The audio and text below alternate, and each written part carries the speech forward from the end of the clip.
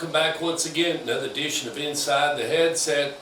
Game 2 is quickly approaching us. I'm on the campus of Oakland High School. It's Wednesday. I'm with head coach of the Oakland Patriots, head coach Kevin Creasy. How you doing today, Coach? Doing good, Stuart. Well, big winner last Friday night. Was able to put the Patriots out there on Ray Hughes Field and let them go at it and come away with a big win against CPA Lions and Ingle Martin and his crew. Take it away. Yeah, you know, Coach Martin's one of the best coaches around. He has a really good team, and those guys offered up to play us in a 2-game series, and so we'll be going to CPA first game next year, and we had a packed house for this game, so that's exactly what we wanted. You know, you got to win at the gate if you don't win anywhere else, and it was a packed house, and it helped pay for a lot of bills. Well, let's take it into the ball game. Offensively, of course, you won the ball game, but when you sit back and you have a chance to look at the film and you feel like and you grade out, what were some things that you feel like, yeah, we were good here, but man, we need to work on a lot of here, Stork, and that is? Yeah, you know, I think we got to get rid of some of these penalties. Okay. I know penalties are part of the game, especially early on. You know, you kind of get out of the rhythm of it. But ultimately, we had about a dozen. You know, and a lot of them were correctable. You know, there were some holding calls, there were some lining up in the neutral zone, and you know, stuff like that. So all those things are things that we can fix. There was no like blatant unsportsmanlike or anything like that. If you look at the game, it was a hard-hitting game, and it was clean. It was all between the whistles, and you know, everybody respected each other out there. I thought it was a deal where we both respected each other, and between the whistles there was a lot of hitting going on, and then after that it was a clean game. You ran a dual quarterback system. How'd that go for you, just as far as the logistics, getting your plays in and then them executing and getting off what you wanted them to do?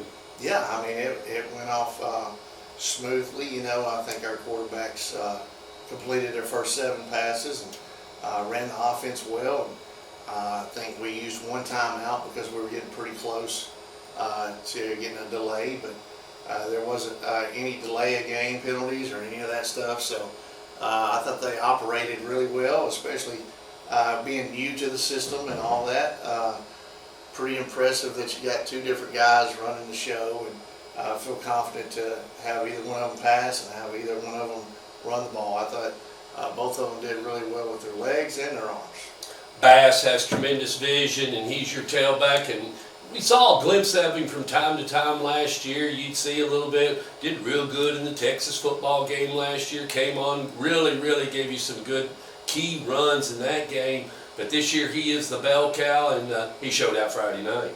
He did. Had over 100 yards, and you know, he weighs about 130, soaking wet.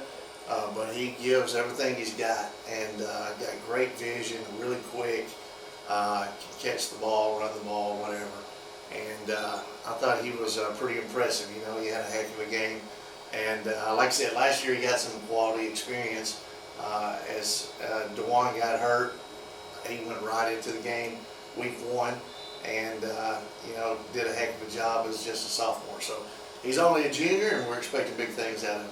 Well, it wouldn't be tradition if the Oakland Patriots didn't somehow, some way, put those guys on the road and load the buses and the equipment and the gear. Sometimes it's 10 hours, sometimes it's 4, sometimes it's 5. But your next trip takes you, and Stork Vision will be going along with you, but going up to George Rogers Clark High School in Winchester, Kentucky, in Clark County. They got a Hall of Fame Bowl going on, and you're going to be in that second game on Friday night, kicking off at 8 o'clock Eastern time, but 7 o'clock on a traditional Rutherford County time. Yeah, you know, we're excited about this opportunity. You know, they have a good environment up there. They got guys coming from different states, and it's pretty much a 2-day affair in which they get a lot of different schools from around. And we're driving about, what is it, about 3.5? 4. It's 4 hours, Coach, from here. Yeah, and then we lose an hour. Yeah. Because of Eastern time zone. And so, yeah, it's going to be a neat trip. Like I said, we like to try to go on the road. Yeah. Play in a tough environment. And, you know, I think to win the ultimate prize, you know, I think a team has to go on the road and play in a tough environment and figure out a way to win, and if not, play it early in the season and figure out what went wrong. So we've got a quality opponent. Yeah. Arlington, West Virginia. They lost 2 games last year, and both of them were to the state champs. Their last game they lost to the state champs. They only lost by 1. You know, they had a chance to win there at the end to go on to the state championship. So they won it a couple years ago. I think it was 2022. But they got a rich tradition, and their coach is doing a heck of a job. Got the momentum rolling in the right direction, and so coming in with 3 guys that I know have Division I offers, phenomenal players, huge linemen, just absolute huge linemen, some of the best offensive linemen we'll see all year. Well, they're West Virginia boys, and they're known for Yeah, being big. now they're not just big; they also have speed. So we're looking forward to the challenge. You know, it's kind of one of my moves. I've taken one of the best players who has a Clemson offer. I think he's committed to Clemson, and they've kind of put him at quarterback a little bit. You know, so that's always dangerous whenever you have a guy that can do it all, getting to touch the ball every single play. So the fans are going to get a good game. They're going to get to see a highly competitive team that you're going to put on. You're going up on the road, play the neutral site, and you know, and you're going to be wanting the Oakland Patriots fans to load up and follow you up to Winchester, Kentucky. Absolutely, and that's why, you know, that's one of the reasons they invited us up. They liked our you know, national exposure. They liked that we would go on the road and play quality opponents, and then they knew that we had a great following. You know, anyone that saw our Texas game last year, it was impressive to see the Oakland fans that went. You know, most of them flew.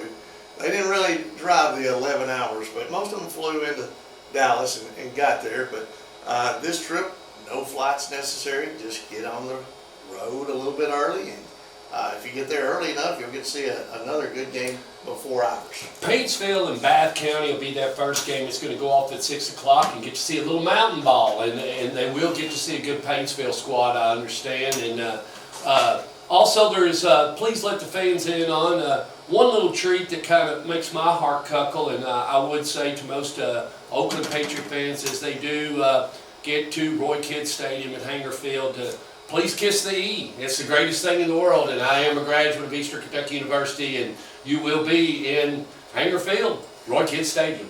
Well, thanks for giving away our secret. We were going to have a good little walkthrough and anonymously without anybody knowing about it, but now everybody knows. So we'll just have to just walk through a few things. But yes, we're very happy to be at EKU, and I think maybe on their practice field we're going to do a little walkthrough. But the biggest thing is just get out of the bus and walk around and figure out, you know, who's on special teams, and figure out if we can get use of a bathroom or two. And next thing you know, They've got bathrooms at Eastern. Now be easy on the coach. Just got to make sure they're unlocked. Okay, all right. And so then, you know, the biggest thing is get out of the bus, get your blood pumping a little bit, get your mind back on football. Well, it's a great place with a lot of tradition. Yeah, head coach Roy Kidd was there, and I had a chance when I was in school to watch him coach. He was in the Hall of Fame. He's God rest his soul in the Hall of Fame. But kids, when we were there, man, they had a guy named Elroy Harrison. When he'd score, and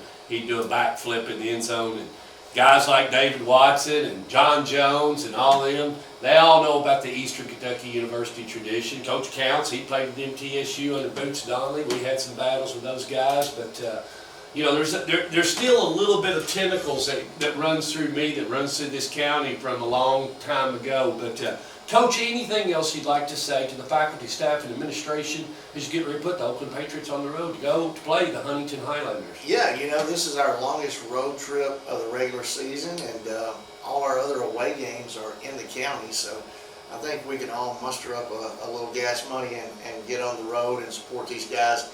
The support was tremendous Friday night. A lot of credit goes to our administration and teachers for kind of getting a rally together and getting those guys, you know, some pre-gaming going on. And I think you could really see our school spirit. It was impressive. And CPA got to see the best part of Oakland, the people. Ladies and gentlemen, Friday night, let's get on the road early as we head up to Clark County, Winchester, Kentucky to George Rogers Clark High School. The kickoff is going to be at 8 o'clock Eastern Time, 7 o'clock Rutherford County time. That'll be the Huntington Highlanders and the Oakland Patriots. Y'all be there.